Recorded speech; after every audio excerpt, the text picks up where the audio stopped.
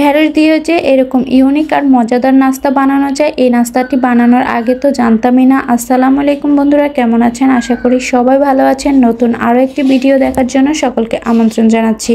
ঢেঁড়সের এই মজাদার নাস্তাটি বানানোর জন্য এখানে আমি কয়েকটা ঢেঁড়স নিয়ে নিয়েছি।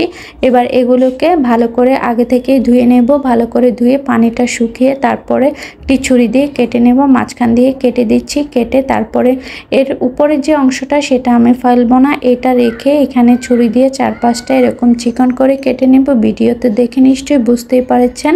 এরকম ছুরি দিয়ে চারপাশটা চিকন করে কেটে দিলেই কিন্তু সুন্দর ফুলের মতন হয়ে যাবে। এই তো দেখেই বোঝা যাচ্ছে।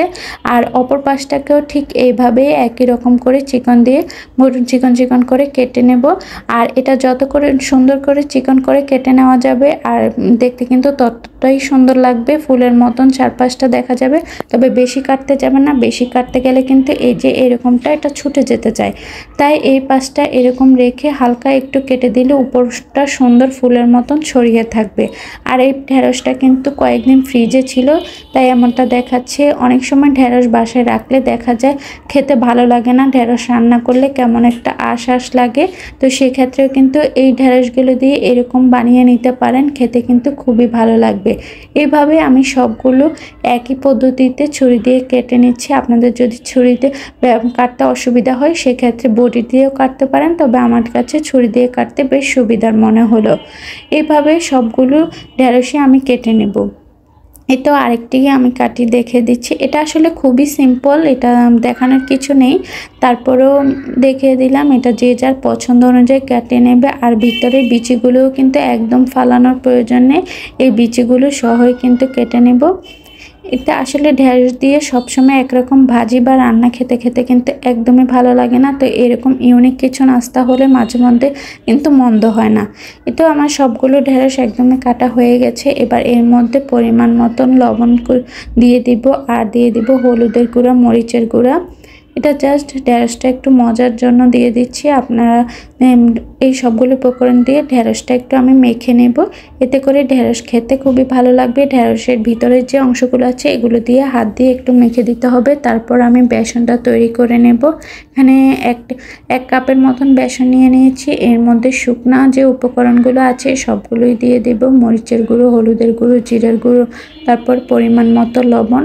আর এই ব্যাটারটা কিন্তু একদমই বেশি পাতলা করা যাবে না, খুবই একটু ঘন টাইপের রাখতে হবে। কারণ এগুলো যেহেতু ঢেঁড়স, যদি বেশি পাতলা করা হয় তাহলে কিন্তু ঢেঁড়সের গায়ে থেকে বেসনটা একদমই সরে যেতে চাইবে, তাই খুব একটু ঘন করে রাখতে হবে। আর এখানে দিয়ে দিব 1 চিমটি পরিমাণের মতন বেকিং সোডা। এই বেকিং সোডাটা বেসনের যে কোনো গোলা তৈরির সময় একটু পরিমাণে বেকিং সোডাটা দিলে কিন্তু অনেক বেশি ক্রিস্পি হয়। তো এই তো আমি সবগুলো উপকরণ ভালো করে দিয়ে এবার খুব অল্প অল্প পানি দিয়ে এটা কিন্তু বেশি ঘন হওয়া যাবে, বেশি পাতলা হওয়া যাবে না। অল্প অল্প পানি দিয়ে চামচ দিয়ে ভালো করে একটু করে দিতে হবে। এরকম একটা ঘনত্ব থাকবে। এই পর্যায়ে কিন্তু আমি বেসনটাকে গলে নেব। আর এটার মধ্যে কিন্তু দানা দানা ভাবটা থাকা যাবে না, চামচ দিয়ে ভালো করে গুলে নিতে হবে। আর এখান থেকে একটু গরম তেল বেসনের মধ্যে দিয়ে দিলাম, এতে করে এর উপরটা অনেক বেশি মুচমুচে হবে, খেতে কিন্তু খুবই ভালো লাগবে। আপনারা কিন্তু ট্রাই করে দেখুন। এবার ঢেঁড়সগুলোকে বেসনের গোলার মধ্যে ভালো করে এপিট ওপিট চুবিয়ে তেলের মধ্যে দিয়ে দিব। তেলটাকে হালকা গরম হলেই দিয়ে দিতে হবে, বেশি গরম হলে কিন্তু এটা উপর দিয়ে লালচে ভাব চলে আসবে, ভিতরে কাঁচা থেকে যাবে। তাই হালকা গরম হলেই এবার সবগুলো ঢেঁড়সের ফুল আমি দিয়ে দিব এরকম করে তেলটা। আর এখানে কিন্তু বেশি তেল দেওয়ার প্রয়োজন নেই, এখানে হালকা পরিমাণ মতন তেল দিয়ে সবগুলো ঢেঁড়সের ফুলগুলো দিয়ে আমি ভেজে নেব।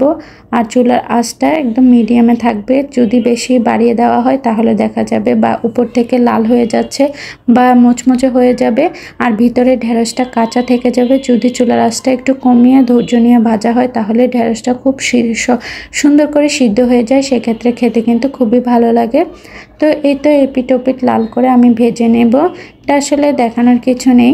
তো আর যেহেতু সবজি, এটা অনেক সময় বাচ্চারা কিন্তু এরকম ঢেঁড়স, পটল, তারপরে বরবটি এইসব টাইপের সবজিগুলো একদমই খেতে চায় না। তো যাদের বাচ্চারা সবজি খেতে চায় না তাদেরকে এইভাবে করে টিফিনে একটু সস বা মেয়োনিজের সাথে দিতে পারেন। বাচ্চারা কিন্তু খুব মজা করেই খায়। তারপরে যে কোনো সময় টিফিনে, বিকালের নাস্তায় কিন্তু এটি ব্যবহার করতে পারবেন। বিকালের নাস্তায় যখন বাসায় কিছু থাকে না, মায়েদের কিন্তু একটা কমন চিন্তা থাকে যে কি দেওয়া যায়, তখন যদি এরকম ইউনিক নাস্তা করে দেন তাহলে ছোট বড় সকলেই কিন্তু খুব মজা করে খাবে। আর এটা কিন্তু খেতে খুবই ভালো লাগে, যে শুধু যে নাস্তার সাথে এরকমটা কিন্তু না, এটা ভাত দিয়েও খেতে গরম গরম খুবই ভালো লাগে। অবশ্যই কিন্তু বাসায় ট্রাই করে দেখবেন। তো এই তো এপিট ওপিট লাল করে এরকম হালকা ব্রাউন কালার হয়ে আমি একটি কাগজের মধ্যে নিয়ে নেব এক্সট্রা তেলটা চুষে নেওয়ার জন্য। এরকম করে পুরো এক ব্যাচ আমি ভেজে নেব, তারপরে আরেক ব্যাচ ভেজে নেব। এই তো কালারটা কিন্তু খুব সুন্দর এসেছে, আর উপরটা হয়েছে একদম মচমচে, ভিতরটা নরম, খেতে একদমই দুর্দান্ত, কোনো কথা হবে না। এবার তেল ঝরিয়ে পরিবেশনের পালা। এই তো আমি একদমই রেডি হয়ে গেলাম সস দিয়ে খাওয়ার জন্য। এটা যে কোনো চাটনি বা মেয়োনিজ বা টমেটো সসের সাথে খেতে খুবই ভালো লাগবে, গরম ভাতের সাথেও খেতে কিন্তু অনেক মজা লাগবে। এই তো আমি বলতে বলতে আমার ঢ্যাঁড়সের রেসিপি একদমই তৈরি করে নিলাম। এবার খেতে খেতে আপনাদের সাথে বিদায় নেওয়ার পালা। রেসিপিটি কেমন লাগলো অবশ্যই জানাবেন। ভালো লাগলে লাইক, কমেন্ট, শেয়ার করতে একদমই ভুলবেন না। আজ এ পর্যন্তই, হাজির হব অন্য কোনো দিন অন্য কোনো রেসিপি নিয়ে। সে পর্যন্ত সবাই ভালো থাকবেন। আল্লাহ হাফেজ।